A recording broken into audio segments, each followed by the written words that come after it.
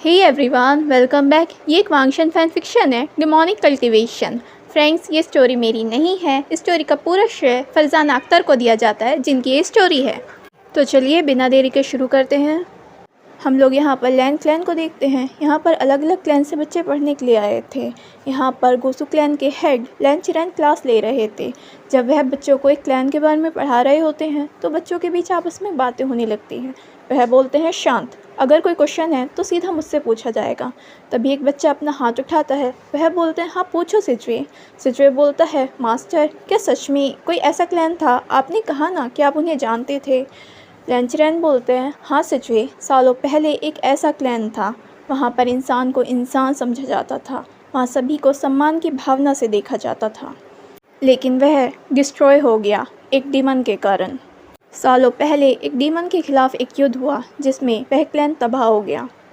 सिचुए बोलता है, हाँ, लैन क्लैन को छोड़कर कुछ क्लैन ऐसे हैं जहाँ पर इंसान को इंसान ही नहीं समझा जाता अगर उन्हें कल्टीवेशन नहीं आता है तो, खासकर कि वेन क्लैन। लैन चिरैन बोलते हैं, वह युद्ध भी वेन क्लैन की वजह से हुआ था।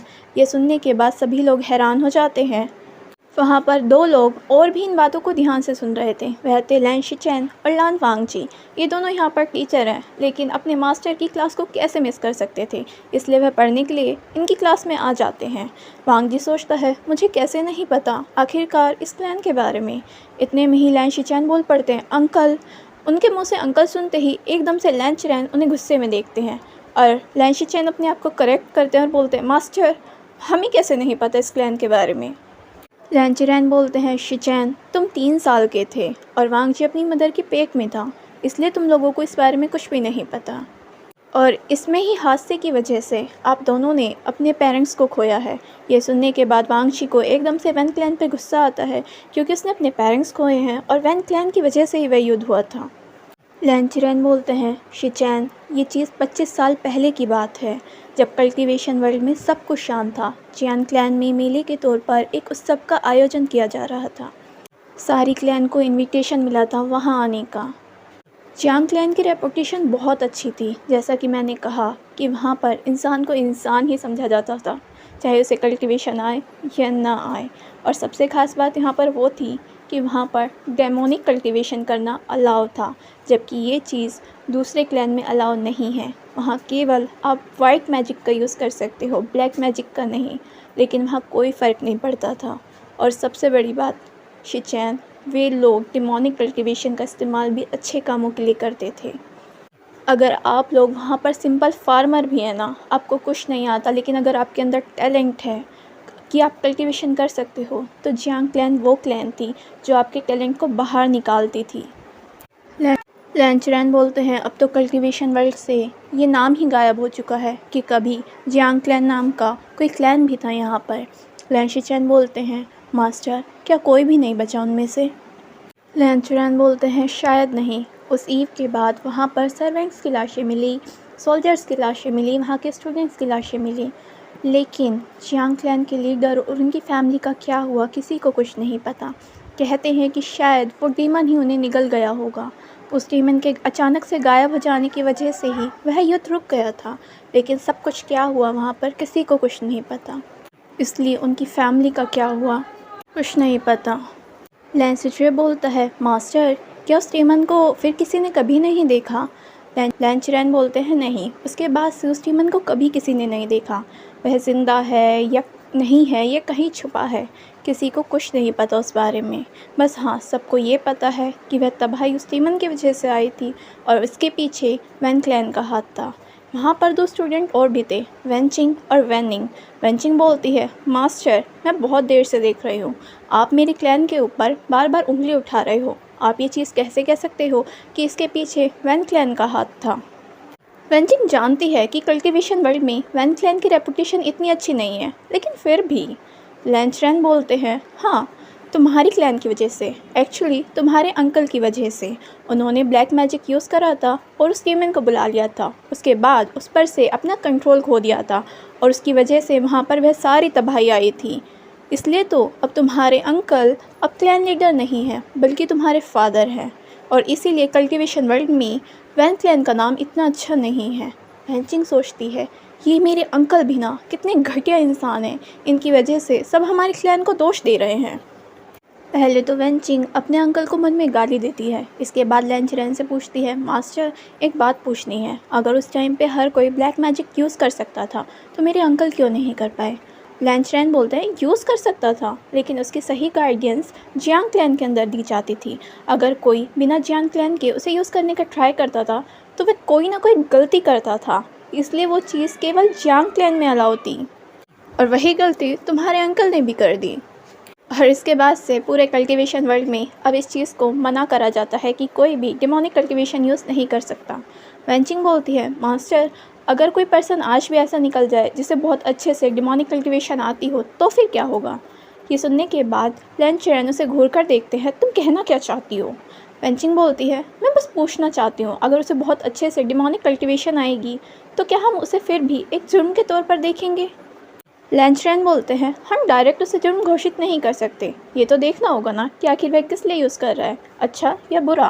और इसे कहने के बाद लैन चिरेन बोलते हैं, और आज की क्लास यहीं ख़त्म होती है, आज के लिए बस इतना ही।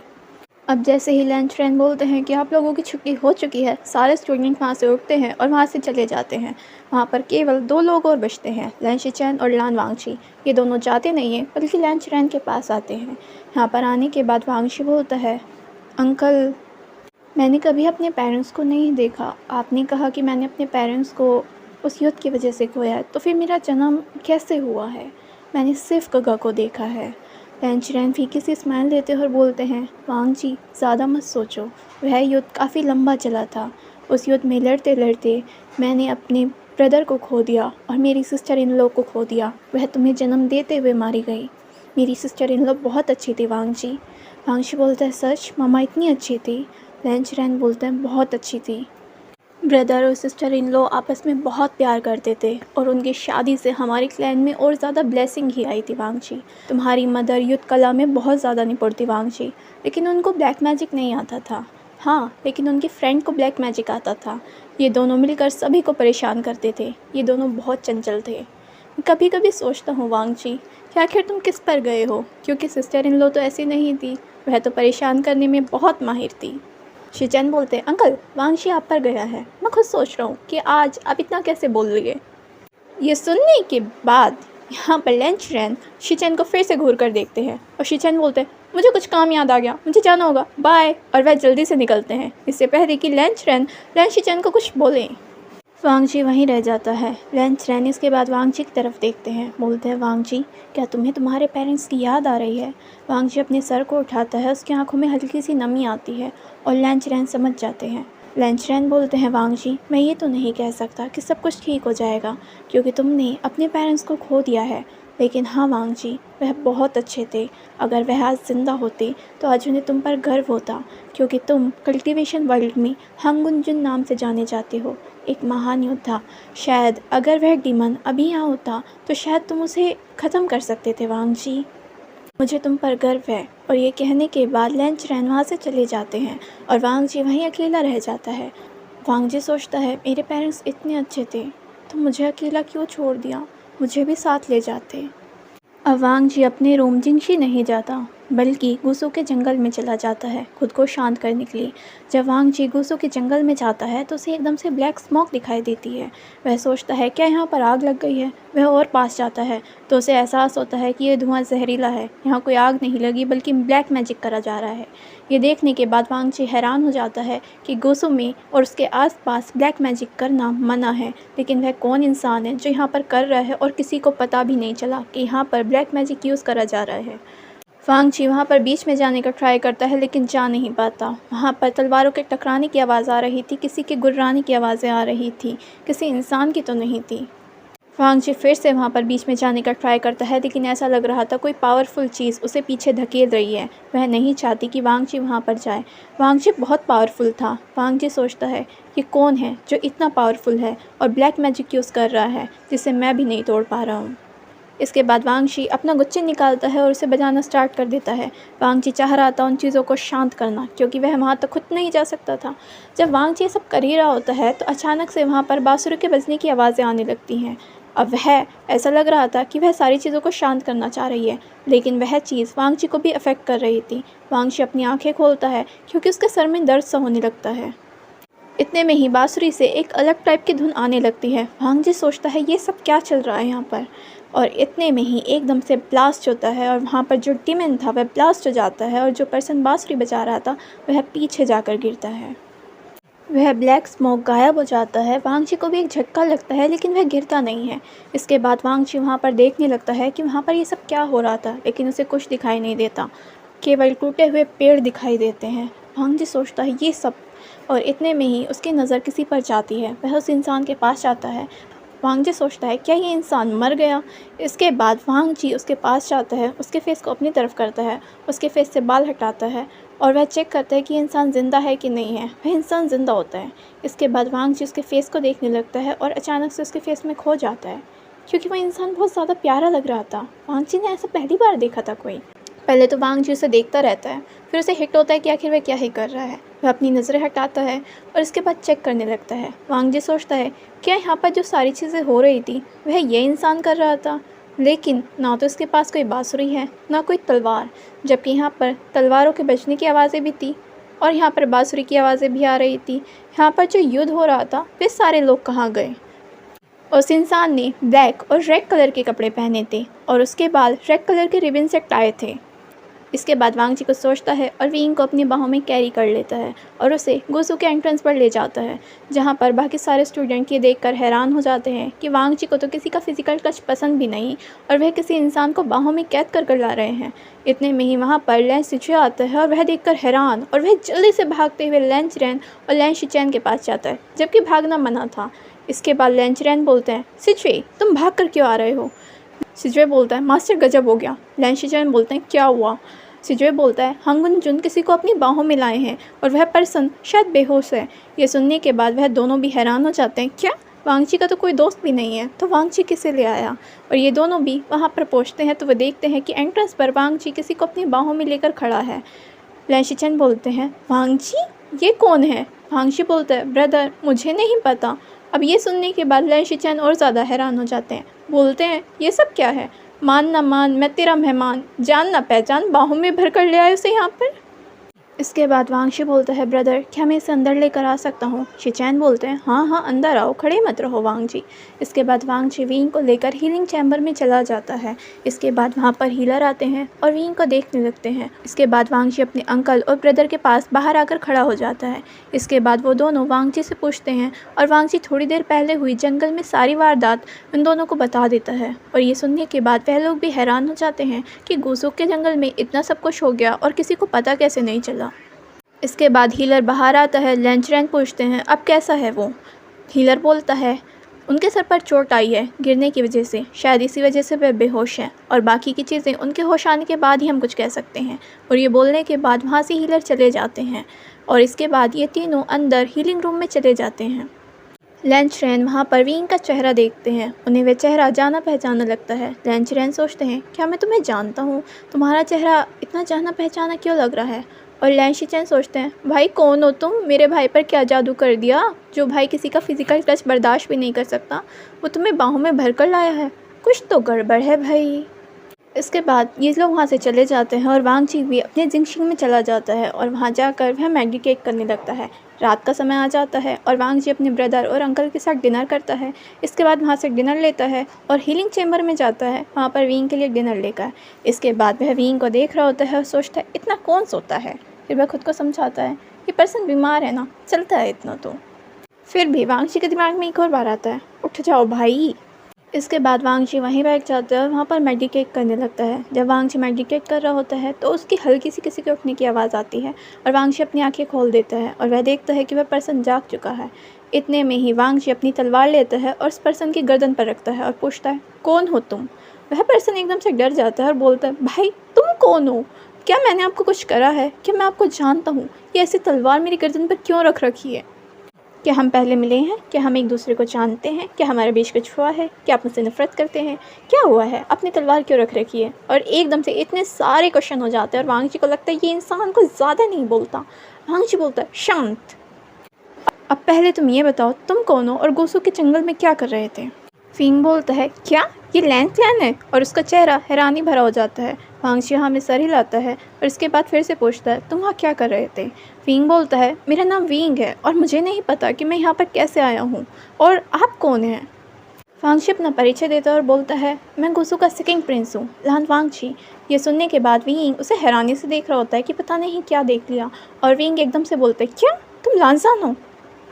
अब ये सुनने के बाद वांगची हैरान हो जाता है। वांगची बोलता है, तुम्हें मेरा बर्थ नेम कैसे पता? और वांगची जैसे मानो उसका भी मर्डर कर देगा।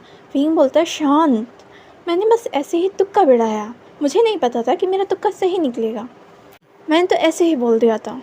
फिंग बोलता है, मैं तो अंधेरे में तीर छोड़ रहा था, अंदाज़ा लगा रहा था, मुझे क्या पता था मेरा निशाना एकदम सटीक बैठेगा। और ऐसा लग रहा था कि वह अपनी बातों से वांगची को उलझाना चाह रहा होता है, और इस तरह से फिंग कुछ और बातें करता है और वांगची को लगता है ये कितना बोलता है, और वह फिंग के ऊपर साइलेंसिंग स्पेल कर देता है। और इसके बाद अपने ब्रदर को संदेशा भेजता है तितली के ज़रिए कि वह इंसान होश में आ चुका है जिसका वह इंतज़ार कर रहे थे, वह उठा कर लाया था जिसे। और इसके बाद वह संदेशा लैंचरैन और हिलर को भी भेजता है, और तीनों एक साथ वहाँ पर आ जाते हैं। उन्हें देखने के बाद विंग उन सबको ग्रीट करता है और वह लोग भी विंग को ग्रीट करते हैं। इसके बाद हीलर विंग से कुछ क्वेश्चन पूछते हैं। विंग उन क्वेश्चन का आंसर करता है। विंग बोलता है, चिंता मत करो, मैं बिल्कुल फर्स्ट क्लास हूँ। इसके बाद हीलर विंग को चेक कर वहाँ से चला जाता है, और लैंचरैन और लैंशिचैन विंग से पूछते हैं, यंग मास्टर आखिर आप कौन हैं और गुस्से के जंगल में क्या कर रहे थे?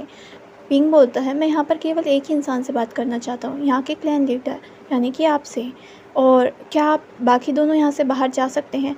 ये सुनने के बाद लैंशिचैन और लान वांगची दोनों हैरान हो जाते हैं।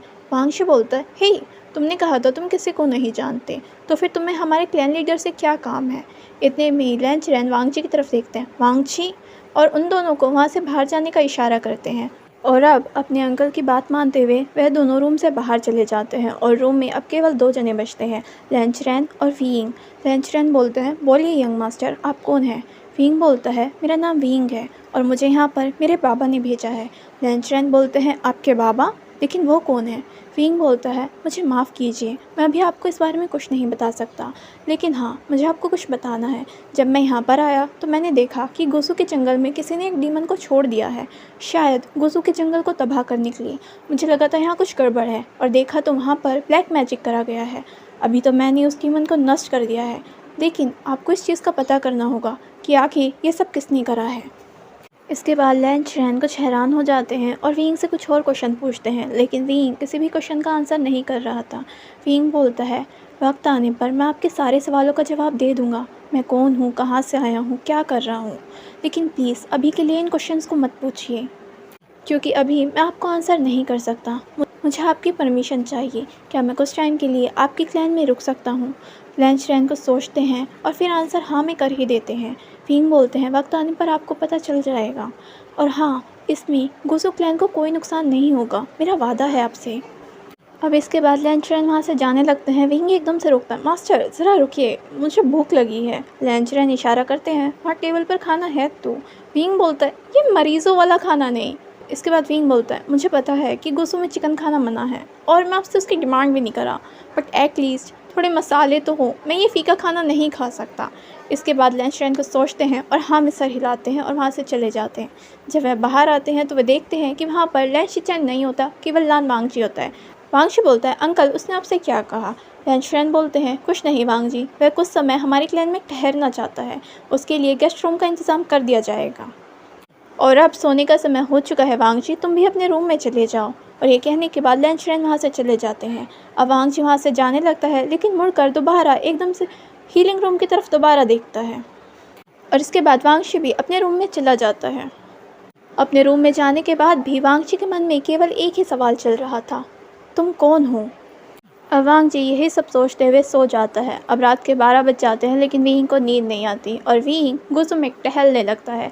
लैंशिचैन जो कि रात की पेट्रोलिंग कर रहे थे, वह देखते हैं जो पर्सन आज गुसू में आया था वह यहाँ पर टहल रहा है, और उसके पास वह जाते हैं। वह बोलते हैं, मास्टर वे आप यहाँ कैसे? विंग बोलता है, मुझे नींद नहीं आ रही थी तो मैंने सोचा एक बार देख लूँ कि गुसू है कैसा। वैसे आप यहाँ पर क्या कर रहे हैं लैन हुआंग? ये सुनने के बाद एकदम से लैंशिचैन हैरान हो जाते हैं, आपको मेरा बर्थ नेम कैसे पता? विंग बोलता है, बस पता है।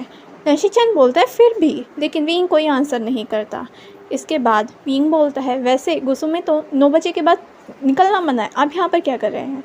लैंशी चैन बोलते हैं मैं पेट्रोलिंग कर रहा हूँ रात की, और आपको पता है कि गुस्सू में 9 बजे के बाद निकलना मना है। विंग बोलता है हाँ वही 3000 रूल। ये सुनने के बाद वह और चौंक जाते हैं कि आखिर ये इंसान कौन है जिसे गुस्सू के बारे में इतना पता है। वह विंग से कुछ पूछना चाहते थे लेकिन पूछना बेकार है क्योंकि विंग बताने के लिए ही तैयार नहीं होता। वह बोलते हैं मास्टर वे अगर आपको पता है तो आप यहाँ पर क्यों टहल रहे हैं? विंग बोलता है बोला ना मुझे नींद नहीं आ रही। लैंशी चैन बोलते हैं कि मैं आपकी कोई हेल्प करूँ? विंग बोलता है नहीं मैं बस ऐसे ही चला जाऊँगा, और ये कहने के बाद विंग वहाँ से चला जाता है। इसके बाद विंग 2 बजे तक भी वहाँ पर टहलता है। एक्चुअली वो टहल नहीं रहा था, ऐसा लग रहा था कुछ ढूंढ रहा हूँ, लेकिन जब उसे कुछ नहीं मिलता वह हार थक कर सीधा 2 बजे हीलिंग रूम में वापस चला जाता है रेस्ट करने। अब सुबह 5 बज जाते हैं, बाकी सब तो उठ जाते हैं लेकिन जो नहीं उठता वो होता है विंग, क्योंकि वो सोया ही ऐसे था, उठता कहाँ से। अब सुबह के 10 बज जाते हैं और विंग फिर भी सो रहा होता है। अब 2 सर्वेंट विंग को जगाने आते हैं और वह विंग बोलता है अचेंग मुझे उठाओ मत, तुम्हें नहीं पता कल मैंने कितना काम करा है, मुझे उठा रहे हो, मुझे सोने दो। वह दोनों एक दूसरे को हैरानी से देखते हैं। अब ये आचेंग कौन है? वह बोलते हैं मास्टर प्लीज़ उठ जाइए, सुबह के 10 बज चुके हैं। और विंग एकदम से अपनी आंखें खोलता है। क्या क्या बोला तुमने, क्या बोला? सुबह के 10 बज गए हैं? वह बोलते हैं हाँ मास्टर सुबह के 10 बज गए हैं। विंग उन दोनों की तरफ देखता है। तुम दोनों कौन हो और आचेंग कहाँ है? वह दोनों पूछते हैं कौन आचेंग, और आपको मास्टर लैन ने बुलाया है। और तभी विंग को सब कुछ याद हो जाता है कि आखिर कल क्या हुआ था और वह कहाँ पर है। अब विंग फ्रेश होता है और उसके लिए लैन क्लैन के कपड़े भिजवाए जाते हैं। विंग उन्हें पहनकर बाहर आता है। वह दोनों सर्वेंट वहीं होते हैं। विंग उससे पूछता है कि आखिर लैन चैन से मिलने कहाँ पर जाना है। वह बोलते हैं हमारे साथ आइए, और वह उसे मास्टर लैन के पास ले जाते हैं। वहाँ पर लैंशी चैन और लान वांगची भी होते हैं। विंग इन सबको ग्रीट करता है। इसके बाद लैंश चैन बोलते हैं हाँ तो यंग मास्टर वे अब आप बताइए कि आप यहाँ पर किस मकसद से आए हैं। विंग बोलता है मैंने आपसे कल ही कहा था मुझसे ऐसा कोई क्वेश्चन नहीं पूछा जाएगा, आप फिर भी मुझसे पूछ रहे हैं। अब वांगजी को ये थोड़ा रूड लगता है। वांगजी बोलता है अंकल जैसा कह रहे हैं वैसा करो, और वह इस बात को अपनी कोल्ड वॉइस में बोलता है। विंग बोलता है सेकंड मास्टर लैन आप तो हमेशा शांत रहते हैं ना, इतना गुस्सा करना अच्छी बात नहीं है, तो इस बार भी शांत रह लीजिए। और मैं यहाँ पर किसी को पकड़ने आया हूँ, और प्रॉमिस गुस्सू को कुछ नहीं होगा, मैं यहाँ पर गुस्सू को बचाने आया हूँ। और विंग बोलता है ये सारी चीज़ें छोड़ो और मुझे ये बताओ कि खाना कब मिलेगा मुझे। लैंशी चैन हल्की सी स्माइल करते हैं और बोलते हैं आप ब्रेकफास्ट करोगे या डायरेक्ट लंच करोगे थोड़ी देर बाद। विंग बोलता है टाइम क्या हो रहा है? लैंशी चैन बोलते हैं 11 तो बज गए हैं। विंग बोलता है कुछ भी दो पर प्लीज़ दे दो, आज तो मैं बहुत ज़्यादा सो गया, आई नो मैंने पहली क्लास भी मिस कर दी, मुझे लेनी थी, प्लीज़ दे दो, मुझे बहुत भूख लगी है। लैंश चैन तो सर्वेंट को बुलाते हैं और बोलते हैं आपको खाना भिजवा दिया जाएगा आपके रूम में, प्लीज़ आप इनके साथ चले जाइए। और उसके साथ विंग अपने रूम में जाता है जो उसे दिया गया था। इसके बाद वह खाना खाता है, थोड़ा रेस्ट करता है, और इसके बाद फिर से गुस्सू में टहलने निकल जाता है। और इसके बाद वह एक एक कर सभी स्टूडेंट से मिल रहा था। वह सबसे बहुत अच्छे से मिल रहा था जब तक कि बारी थी वेंचिंग और वेनिंग की। वह उन दोनों को देखकर हैरान हो जाता है। विंग बोलता है तुम दोनों तो वैन क्लैन से हो ना? वह दोनों हाँ में सर हिलाते हैं। विंग बोलता है तो तुम्हारे अंकल कहाँ हैं, वैन रूहान? ये सुनने के बाद वो दोनों हैरान हो जाते हैं। विंग बोलता है झूठ मत बोलना, वह वैन क्लैन में तो है नहीं, अब बताओ वह कहाँ छिपा हुआ है। वेंचिंग बोलती है हमें नहीं पता। विंग बोलता है सच्ची में नहीं पता। वेंचिंग बोलती है मुझे सच में नहीं पता, क्या मैं उनकी खबरी हूँ जो उनके पीछे पीछे घूमूंगी। इसके बाद विंग बोलता है मुझसे झूठ बोलने की हिम्मत मत करना, अगर मुझे पता चला ना कि तुम दोनों ने झूठ बोला है तो मुझसे तुम्हारे फादर भी तुम्हें नहीं बचा पाएंगे। और यह धमकी विंग उन दोनों को देता है और ये देने के बाद वहाँ से चला जाता है। ये दोनों हैरानी से देख रहे होते हैं ये कौन पर्सन था, आंधी की तरह आया, तूफान की तरह गया और इस तरह से धमकी देकर गया। और इनकी ये बातें कोई और भी सुन रहा था, वह कोई और नहीं बल्कि वांगजी होता है। वांगजी सोचता है ये कौन हो तुम और ये सब क्या है। इसके बाद अब विंग को धीरे धीरे 1 महीना बीत जाता है गुस्सू में रहते हुए, और यहाँ पर सबसे ज़्यादा परेशान होता है वांगजी, क्योंकि विंग को जब भी टाइम मिलता वह पीछे पीछे वांगजी के मंडराता रहता, जैसे कि कोई चुंबक उसे अपनी तरफ आकर्षित कर रही हो। इसके पीछे पीछे जाता। लनर गग्गा आप क्या कर रहे हो? अगर वांगजी स्वॉर्ड प्रैक्टिस कर रहा होता तो विंग वहाँ पहुँच जाता। अगर वह वहाँ पर क्लासेस अटेंड कर रहा होता तो विंग उसके पीछे पीछे पहुँच जाता। अगर वह बच्चों को पढ़ा रहा है तो भी विंग वहाँ आ जाता। वांगजी बोलता है तुम्हें दूसरा काम नहीं है? विंग बोलता है इतना इंपॉर्टेंट काम तो कर रहा हूँ मैं आपको ऑब्जर्व करने का। वांगजी गुस्से में बोलता है जाओ यहाँ से। विंग बोलता है हाय हम जाने के लिए आए हैं यहाँ से, हम तो यहाँ पर आपका दिल लेने आए हैं। और ये सुनने के बाद वांगजी बोलता है शेमलेस। विंग बोलता है क्या दिल की बातें करना शेमलेस नहीं होता? लैनर गगा क्या आपके दिल में कुछ नहीं होता? इसके बाद वांग जी कोई आंसर नहीं करता और वहाँ से चला जाता है। इसके बाद विंग फिर से पीछे पीछे वांग जी के जाता है। विंग के हमेशा क्वेश्चन होते हैं वांग जी को परेशान करने के। विंग बोलता है, लानर गग्गा क्या आप मेरे साथ मार्केट चलोगे? लानर गग्गा क्या आप मेरे साथ प्रैक्टिस करोगे? लानर गग्गा क्या आप मुझे ये समझाओगे? लानर गग्गा प्लीज़ ये, लानर गग्गा प्लीज़ वो, लानर गग्गा ऐसे, लानर गग्गा वैसे। और इसके बाद वह तो मानो वांग जी के पीछे ही पड़ गया हो। इसके बाद विंग ने एक काम और सीख लिया। जब वांग जी रात को सो जाता तो विंग खिड़की से उसके रूम में आता। वहाँ पे किसी को आने की परमिशन नहीं है, वह बिना परमिशन घुस आता। उसके बाद जब वांग जी सो रहा होता है वह उसके बेड पर उसके बराबर में सो जाता। और जब वांग जी की सुबह आँख खुलती है और वह खुद को देखता कि विंग उसकी बाहों में है, वह देखकर हैरान तो होता है क्योंकि रात को उसे हलचल फील होती है, लेकिन वह आंखें नहीं खोलता। अब वांग जी सुबह को दिखाता है कि उसे बहुत ज़्यादा गुस्सा आता है। विंग बोलता है, सीरियसली आप गुस्सा करते हो तो खिड़की क्यों खोले रखते हो? अब वांग जी इस चीज़ का कोई आंसर नहीं करता। वांग जी बोलता है, निकलो यहाँ से। विंग बोलता है, लानर गग्गा सीरियसली आप चाहते हो मैं ना आऊँ? वांग जी बोलता है, जा यहाँ से। विंग बोलता है, लानर गग्गा आपको रात में सच में पता नहीं चलता जब मैं आता हूँ, या आप चाहते हो कि मैं आऊँ? और ये बोलने के बाद वह वांग जी को और ज़्यादा टीस करता है और वांग जी के ईयर्स रेड हो जाते हैं। वांग जी बोलता है, गेट आउट। विंग हंसता और बोलता है, कोई इतना क्यूट कैसे हो सकता है? आपके ईयर्स, आप बिल्कुल एक रैबिट की तरह लग रहे हो लानर गग्गा। वांग जी सोचता है ये सब कैसे हो सकता है। उसकी इतनी अच्छी खासी सिंपल सी लाइफ चल रही थी और जिस इंसान को वह जानता तक नहीं है वह उसकी लाइफ में हलचल मचाने आ गया है और उसका इफ़ेक्ट वांग जी पर हो भी रहा है। भाई उसके दिल में हल्की सी हलचल मचती है, लेकिन वह इस चीज़ को एडमिट नहीं करना चाहता और विंग पर जितना हो सके उतना गुस्सा करने का ट्राई करता है और उसे दूर भगाने का ट्राई करता है। अब वांग जी का बदला हुआ रूप कोई और भी देखता है, होता है लैन शिचेन, और वो इस चीज़ को बड़ा एंजॉय कर रहे होते हैं कि वांग जी फाइनली थोड़ा थोड़ा बदल रहा है, बेशक गुस्से में ही सही, लेकिन वह विंग के हर चीज़ का जवाब देता है। और जब विंग वांग जी से फ्लर्ट करता है तो उसका नेक एरिया, उसका ईयर्स पूरी तरह से रेड हो जाता है और देखने से पता चलता है कि हाँ, वांग जी पर विंग का इफ़ेक्ट हो रहा है। वांग जी की सारी चीज़ें लैन शिचेन एंजॉय कर रहे होते हैं और लैन सिचुए को भी थोड़ा वांग जी बदला बदला दिखाई देता है। लैन सिचुए बोलते हैं लैन शिचेन से, क्या वांग जी गग्गा को कुछ हुआ है? लैन शिचेन बोलते, क्यों? लैन सिचुए बोलता है, बस मुझे वो डिफरेंट फील हो रहे हैं। लैन शिचेन बोलते हैं, शायद आपके वांग जी गग्गा को कोई प्यार हो गया है। लैन शिचेन बोलते हैं, लेकिन किससे? किसी लड़की के पास तो वो दिखाई ही नहीं देते, बातें तो वो करते हैं नहीं, हालांकि वो डिफरेंट लग रहे हैं, लेकिन किसी लड़की के पास तो हमने उन्हें देखा ही नहीं। लैन शिचेन बोलते हैं, हो सकता है कि वो कोई लड़का हो। पहले तो लैन शिचुए बोलता है, लेकिन किससे? इसके बाद वो थोड़ा दिमाग लगाते हुए बोलते हैं, क्या मास्टर वेस से? और ये सुनने के बाद लैन शिचेन के बाद हल्की सी मुस्कान देते हैं। लैन शिचुए सोचता है, लेकिन वो एडमिट तो नहीं करते, मुझे तो नहीं लगता, वो तो हमेशा उन पर गुस्सा करते रहते हैं। लैन शिचेन बोलते हैं, सिजुए तुम अभी बच्चे हो, और ये कहने के बाद वह वहाँ से चले जाते हैं। लैन शिचुए सोचता है कि सच में मैं इतना बच्चा हूँ जो मुझे समझ नहीं आ रहा। अब गुस्सो में रूल्स का टूटना मानो आम बात हो रही थी, क्योंकि विंग रोज़ कोई ना कोई रूल तोड़ता, रोज़ डांट खाता, रोज़ उसे पनिशमेंट मिलती, और इस बदले हुए गुस्सो को लैन शिचेन तो कुछ नहीं कहते, लेकिन लैन शिचेन को बड़ा गुस्सा आता। कई बार तो वह विंग का कुछ नहीं कर सकते, हालांकि वह उसे सुनाना बहुत बुरी तरह से चाहते हैं। और वांग शी को बहुत गुस्सा आता था क्योंकि उसकी बदली हुई ज़िंदगी में हलचल मचा दी विंग ने। अब रात का समय आता है और विंग फिर से वांग जी के रूम में आ जाता है। इस बार वांग जी सो नहीं रहा होता है, बल्कि अपनी तलवार लेता है और एकदम से विंग की गर्दन पर रख देता है। विंग अपने हाथ ऊपर कर लेता है और बड़ा मासूम चेहरा बनाता है। लानर गग्गा, अब मैंने क्या करा? वांग जी बोलता है, जा यहाँ से। विंग बोलता है, लानर गग्गा आप सच में चाहते हो कि मैं चला जाऊँ? वांग जी बोलता है, जाओ। विंग बोलता है, लानर गग्गा सच में मैं जाऊँ? सच्ची में मैं जाऊँ? लेकिन विंग इतना ड्रामेबाजी फेस बना रहा था, अब वांग जी कुछ और नहीं कह पाता। इतने में विंग उस तलवार को हटाता और बोलता है, लानर गग्गा आप सच में मुझे मारना चाहते हो? बिना फालतू के मारना मना है गुस्सू में।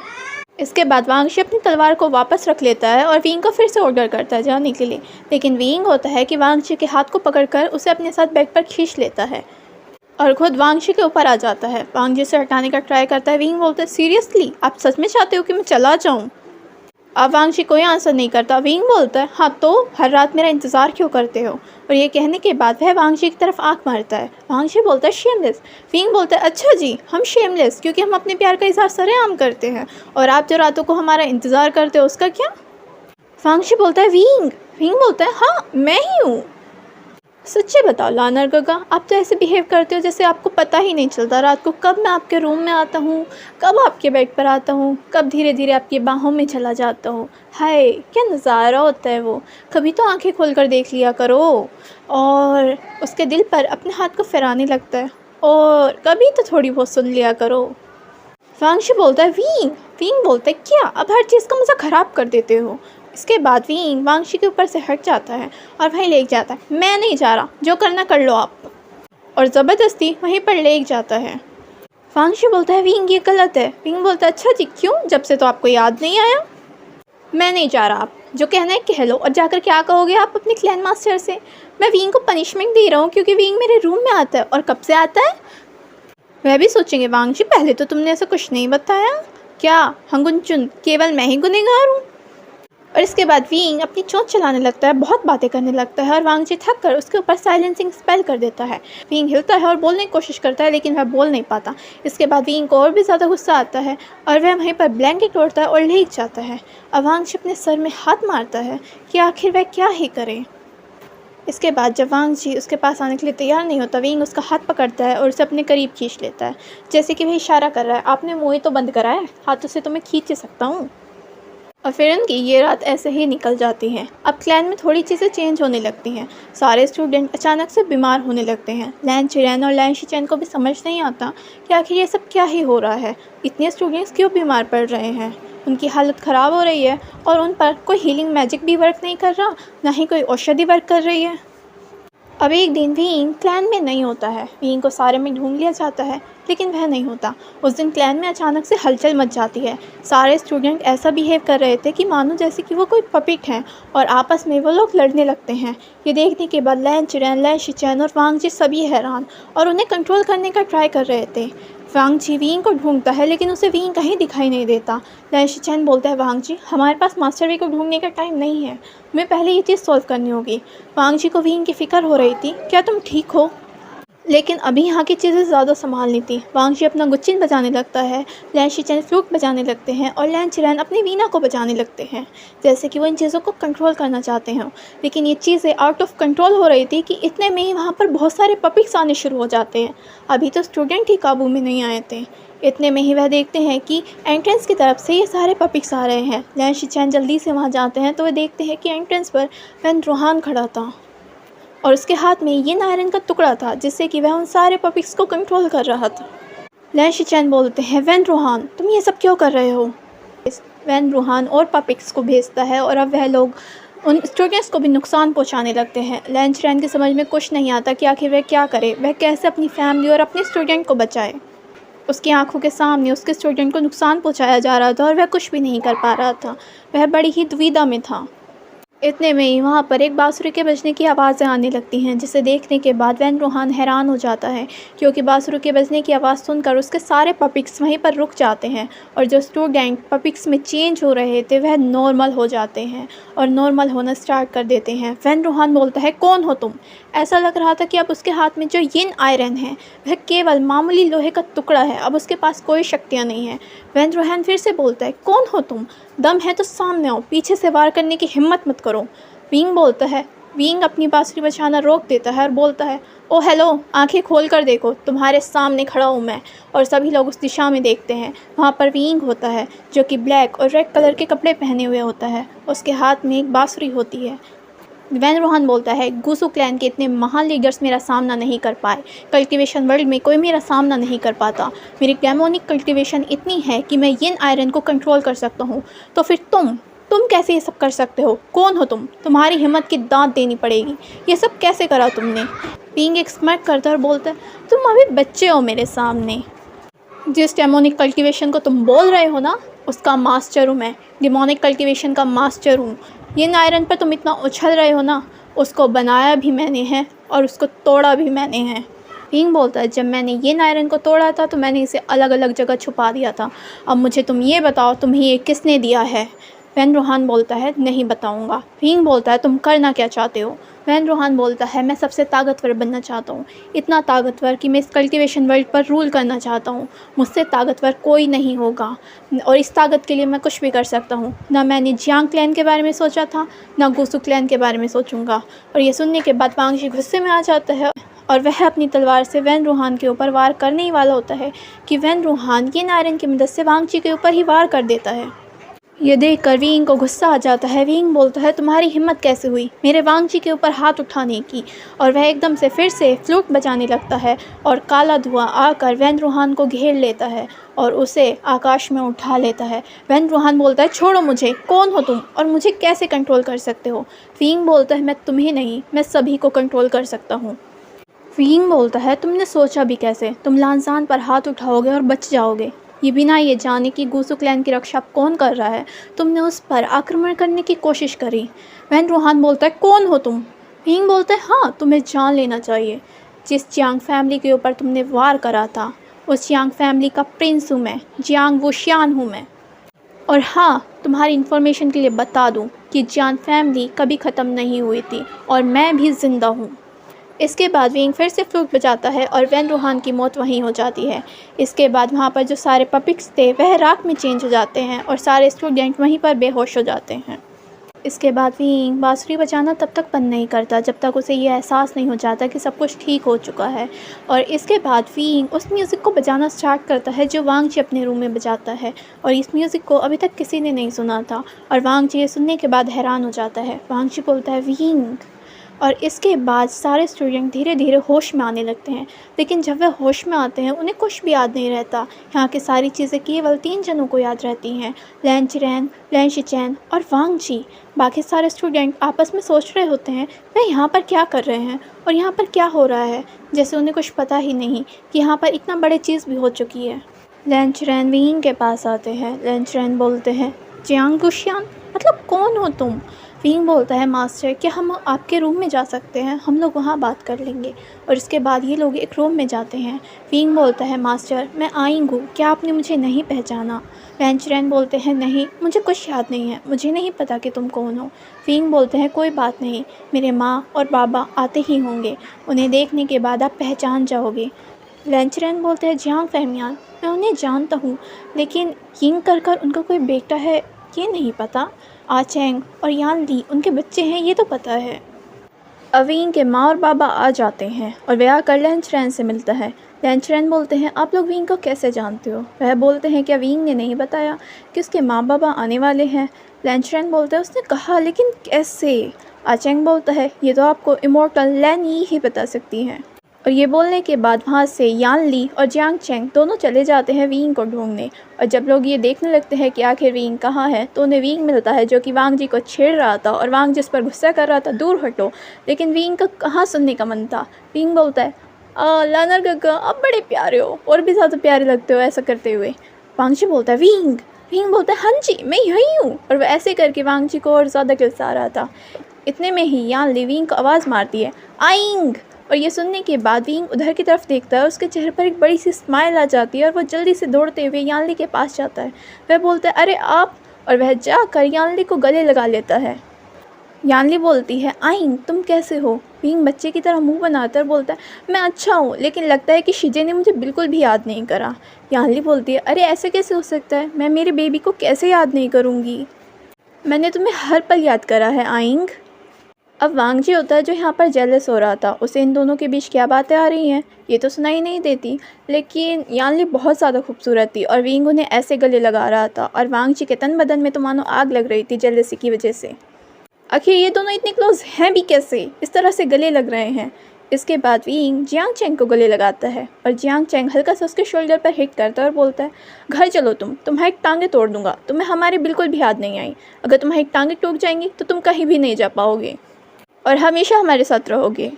अब जब जियांग चेंग विंग के पैर तोड़ने की बात कर रहा था, वांगशी उनकी तरफ ही आ रहा था और इतनी बात वह सुन लेता है। वह सोचता है ये इंसान है कौन और विंग के पैर तोड़कर उसे घर बिठाने की बात कर रहा है ये कौन।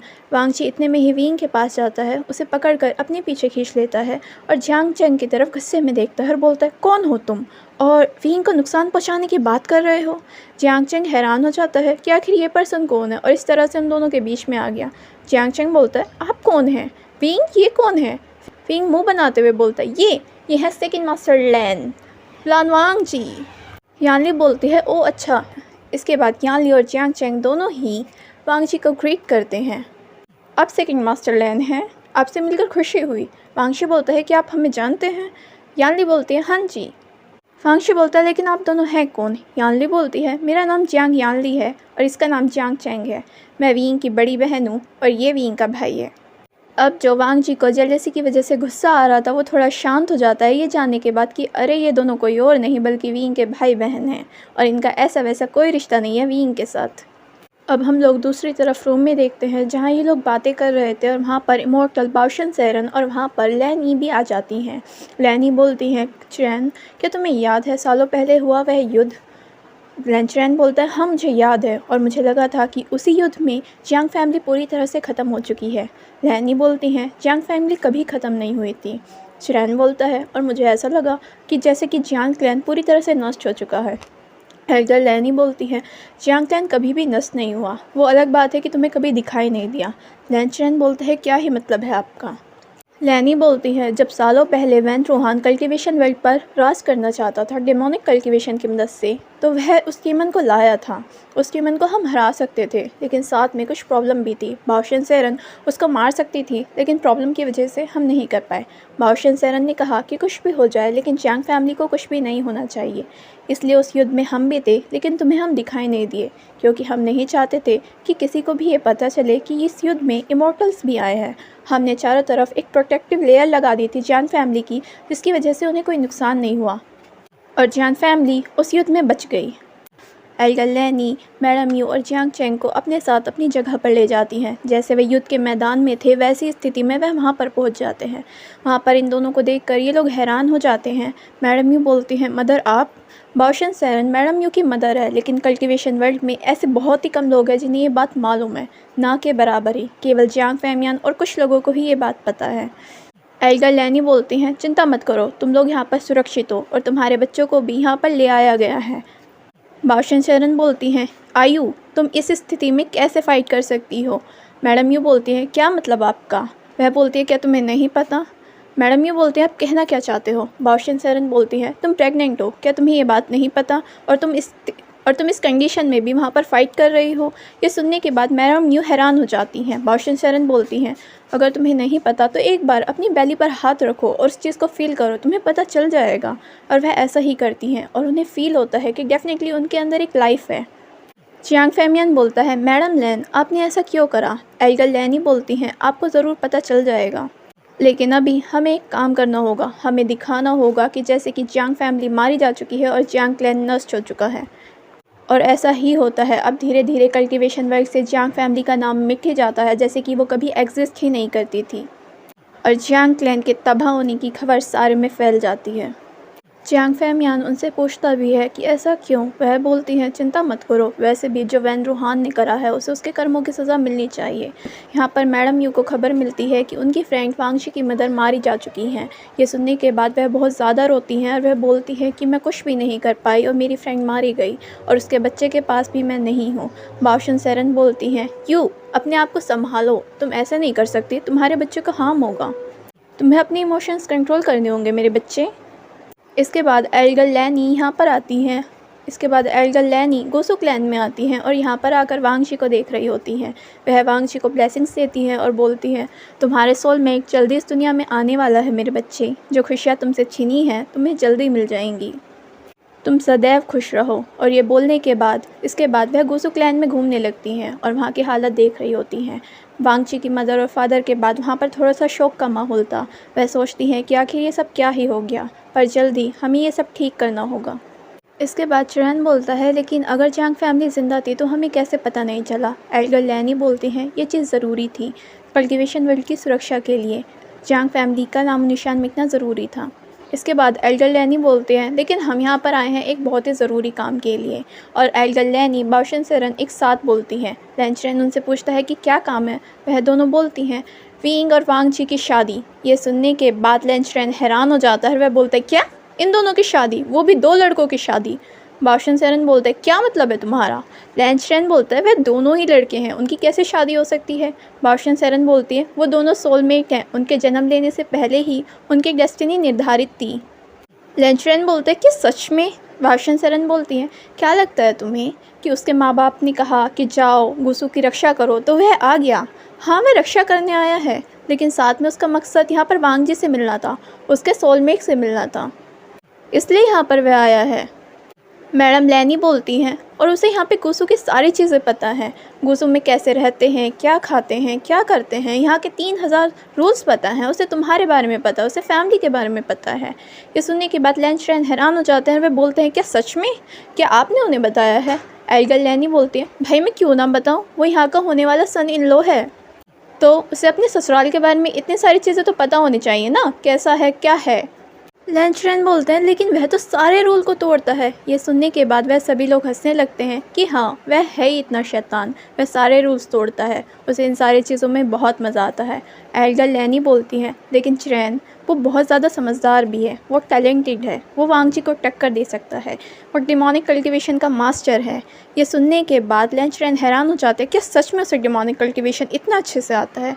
वह बोलते हैं हाँ, जैसा कि तुम्हें पता है कि जियांग क्लैन में डिमोनिक कल्टिवेशन सिखाया जाता था, लेकिन उसे सिखाने की ज़रूरत नहीं पड़ी, वो जन्म ही उस मैजिक के साथ लिया था। वह हर चीज़ को कंट्रोल कर सकता है, वह मास्टर है डिमोनिक कल्टिवेशन का चैन, इसलिए उसे यीलिंग पैट्रियार्क के नाम से जाना जाता है। ये सुनने के बाद लैंचरेन हैरान हो जाते हैं क्योंकि आज तक उसने केवल यीलिंग पैट्रियार्क का नाम सुना था, देखा कभी नहीं था। लेकिन ये जानकर कि वह शख्स उनके साथ उनके गुसु क्लैन में रह रहा है, वो यीलिंग पैट्रियार्क है, वह हैरान थे।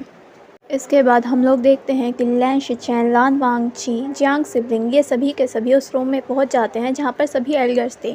ये लोग उन्हें ग्रीट करते हैं। इसके बाद यहां पर लैंचरेन बोलते हैं वांग जी से, वांगची हमने तुम्हारी शादी तय कर दी है।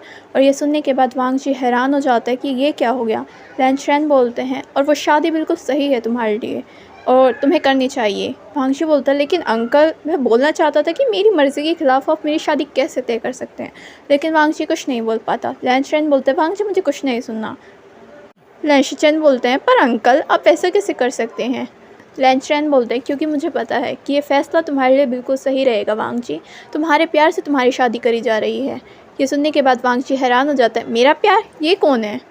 लैंचरेन बोलते हैं अगर तुम्हें अभी प्यार नहीं है ना तो कसम से तुम्हें उस शख्स से प्यार हो जाएगा वांग जी, चिंता मत करो। अब ये सुनने के बाद दूसरा पर्सन जो अपसेट था वो था वीइंग। वीइंग सोचता है ये सब क्या है, वांग जी का प्यार या वांग जी को उस इंसान से प्यार हो जाएगा, लेकिन क्यों।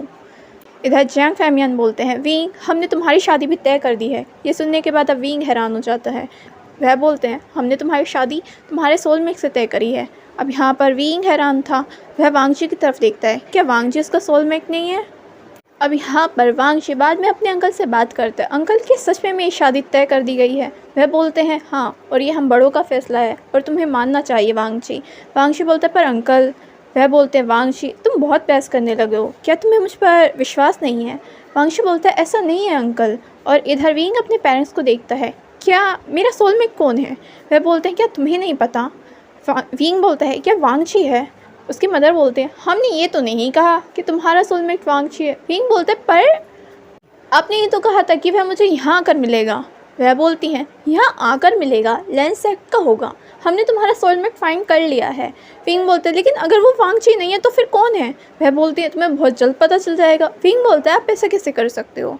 वह बोलते हैं तुम्हारे सोलमेट के लिए ही तुम यहाँ पर आए थे और अब ऐसे बोल रहे हो। वीइंग बोलते हैं लेकिन अगर मुझे कोई और पसंद आ जाए तो। उसकी मदर बोलती हैं क्या तुम्हें हमारी बात पर विश्वास नहीं है कि वह इंसान तुम्हारे लिए सही होगा। वीइंग बोलता है मदर मुझे आपकी बात पर विश्वास है, लेकिन ऐसे कैसे चीज़ें चल सकती हैं। वह बोलते क्यों नहीं चल सकती, क्या तुम्हें बड़ों के फैसले पर शक है। वीइंग बोलता है ये कौन सा ज़माना है, क्या चल रहा है। अब इन दोनों को ये पता चलता है कि इन दोनों की शादी एक ही दिन है, लेकिन किससे है ये दोनों को ही पता नहीं चलता। और दोनों ही अपसेट हो जाते हैं क्योंकि वीइंग वांग जी से नहीं कह पाया कि वह उसे पसंद करता है, और इधर वांग जी को भी एहसास होता है कि वह वीइंग को पसंद करता है और वह कह नहीं पाया। इधर विंग रोज़ नखरे दिखाता अपनी मदर के पीछे, सच्ची में मेरा कोई सोलमेट है भी, आप मजाक कर रहे हो। उसकी मदर बोलती है, हाय तुम्हारा सोलमेट है तभी तो इतने पापड़ बेले हैं हमने।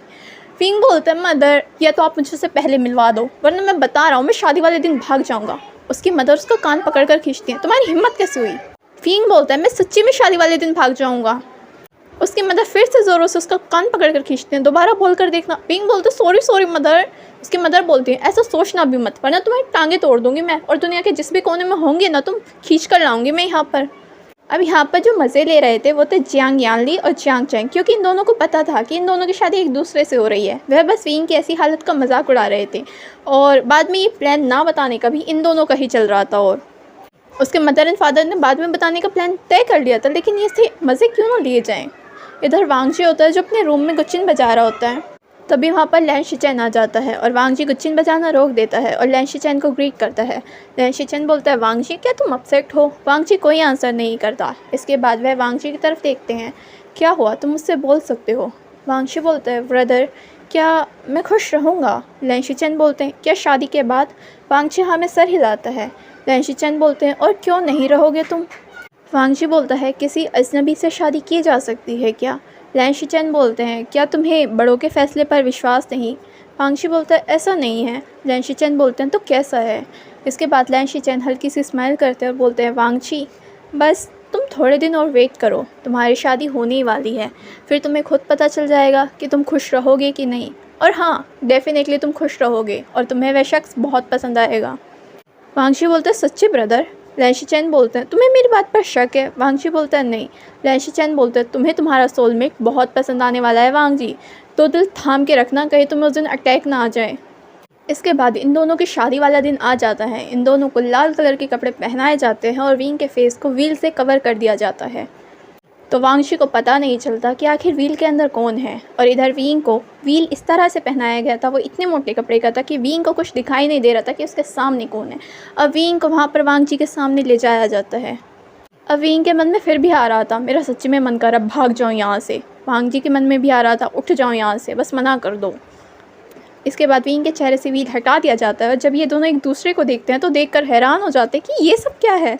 इसके बाद यानली बोलती है, आइंग क्या तुम्हें अभी भी शादी से भागना है। लैन शिचैन बोलते हैं, वांग जी क्या लगता है खुश रहोगे कि नहीं। और ये बोलकर वहाँ पर सभी लोग हंसने लगते हैं और उन दोनों के ऐसे रिएक्शन को देखते हैं जो हैरानी भरे थे। विंग बोलता है, सच्ची में मेरी शादी वांग जी से हो रही है। उसे यकीन ही नहीं हो रहा था कि मानो अपनी आंखों पर। वैसे भी लोग हाँ में सर हिलाते। विंग फिर से कंफर्म करते हैं, सच्ची में मेरी शादी वांग जी से हो रही है ना। यानली बोलती है, हाँ इंग और क्या ही है।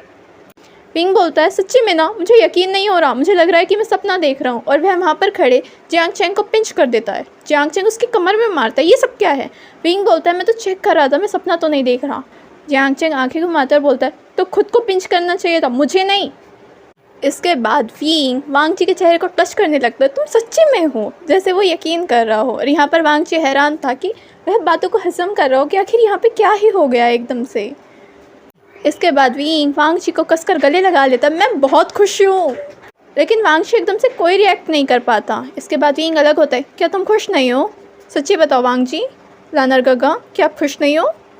वांग जी बोलता है, नहीं ऐसा नहीं है। एकदम से विंग बोलता है, तो कैसा है।